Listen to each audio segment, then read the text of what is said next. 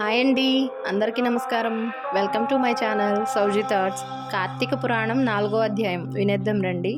దీపారాధన మహిమ. ఈ విధంగా వశిష్ఠుడు కార్తీక మాస వ్రతం యొక్క మహిమ వల్ల బ్రహ్మరాక్షస జన్మ నుండి కూడా విముక్తి నొందెదరని చెప్పుచుండగా, జనకుడు మహిత తపస్విత తమరు తెలియజేయు ఇతిహాసములు వినిన కొలది తనివి తీరకున్నది.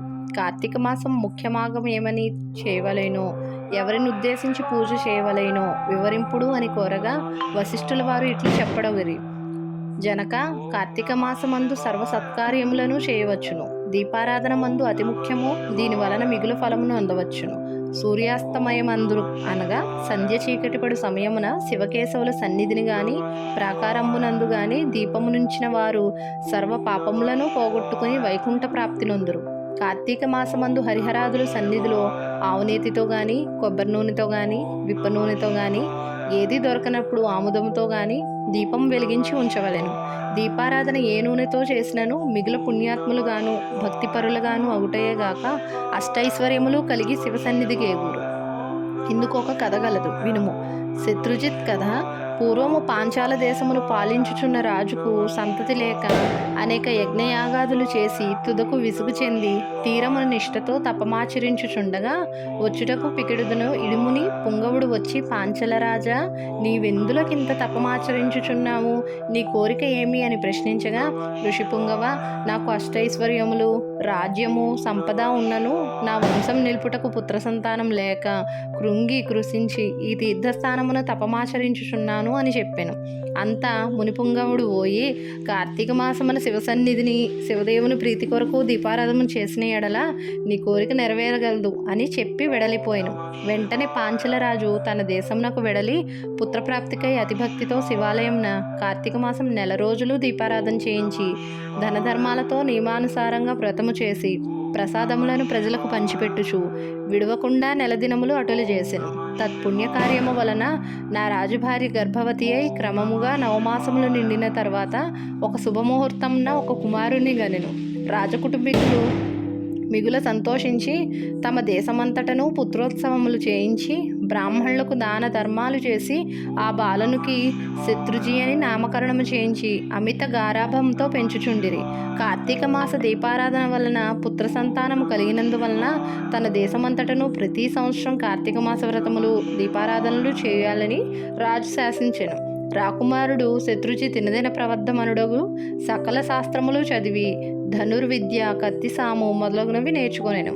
కానీ యవ్వనమును రాగానే దుష్టుల సహవాసం చేతను తల్లిదండ్రుల గారాభం చేతను తనకింటికింపగు స్త్రీలకు బలత్కరించుచు ఎదిరించిన వారిని దండించుచు తన కామవాంఛ తీర్చుకొనుచుండెను. తల్లిదండ్రులు కూడా తమకు లేక కలిగిన కుమారుని ఎడల చూసి చూడనట్లు విననట్లు ఉండిరి.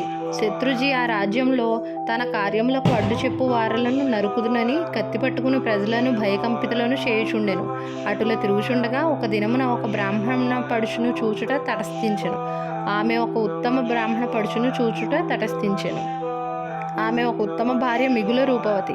ఆమె అందచందములను వర్ణించుట మన్మధునికే అనుశక్యము కాదు. అట్టి స్త్రీ కంటపడగానే రాజకుమారిని మతి మందగించి కొయ్యబొమ్మ వలె నిశ్చేష్టుడై కామవికారంతో ఆమెను సమీపించి తన కామవాంఛ తెలియజేసెను. ఆమె కూడా అతని సౌందర్యానికి ముగ్ధురాలై కులము శిలము సిగ్గు విడిచి అతని చెయ్యి పట్టుకుని తన శయన మందిరానికి తీసుకుని పోయి భోగములను భావించెను.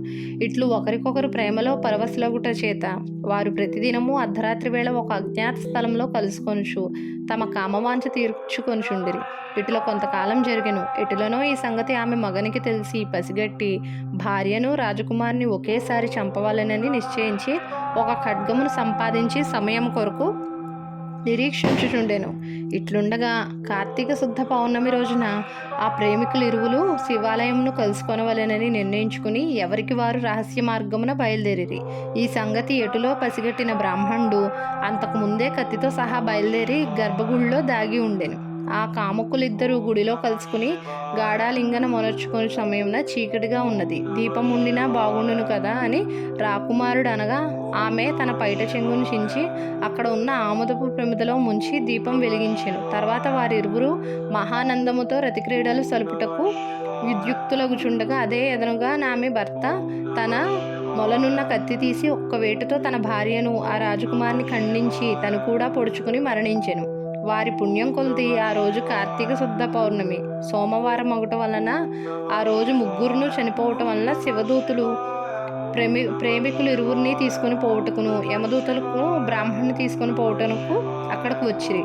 అంతా యమదూతలను చూసి బ్రాహ్మణుడు, ఓ దూతలారా, నన్ను తీసుకుని వెళ్ళటకు మీరెలా వచ్చినారు?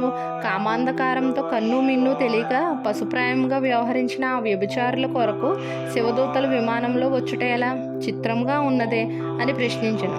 అంతా యమకింకర్లు, ఓ బాపడా, ఎవరెంతటి నీచులైనను ఈ పవిత్ర దినమున అంగా కార్తీక పౌర్ణమి సోమవారపు దినమున తెలిసో తెలియకో శివాలయంకో శివుని సన్నిధిన దీపం వెలిగించుట వలన అప్పటి వరకు వారు చేసిన పాపములన్నీ నశించిపోయినవి కావున వారి కైలాసమునకు తీసుకొని పోవుటకు శివదూతలు వచ్చినారు అని చెప్పగా, ఈ సంభాషణ అంతయు వినుచున్న రాజకుమారుడు, అలా ఎన్నటికీ జరగనివ్వను. తప్పప్పులు ఎలాగున్నప్పటికీ మేము ముగ్గురమును ఒకే సమయంలో ఒకే స్థలంలో మరణించితిమి కనుక ఆ ఫలము మా అందరికీ వర్తించవలసినదే అని తాము చేసిన దీపారాధన ఫలములో కొంత ఆ బ్రాహ్మణునకు దానము చేసెను. వెంటనే అతనిని కూడా పుష్పక విమానం ఎక్కించి శివ సాన్నిధ్యమునకు చేర్చిరి. వింటివా రాజా, శివాలయంలో దీపారాధన చేయటం వలన ఆ ప్రేమికులు పాపములు పోవుటయే కాక కైలాస ప్రాప్తి కూడా కలిగెను. కాన కార్తీక మాసంలో నక్షత్రమాల యందు దీపం ఉంచిన వారు జన్మరాహిత్యముందుదురు. ఇట్లు స్కాంద పురాణ అంతర్గత వశిష్ఠ ప్రోక్త కార్తీక్య మహాత్యమందరి 4వ అధ్యాయము 4వ రోజు పారాయణం సమాప్తం. ఎల్ల శరీరదారులకు నీళ్లను చీకటి నులులోలపన్ ద్రెళ్ళక మీరుమే మనుమతి భ్రమణంబున భిన్నులై ప్రవర్తిల్లక సర్వమున్నతని దివ్య కళమయమంచు విష్ణునం దుల్లము చేర్చి తారడా వినుండట మేలు నిశాచరాగ్రని ధర్మ ప్రచారం.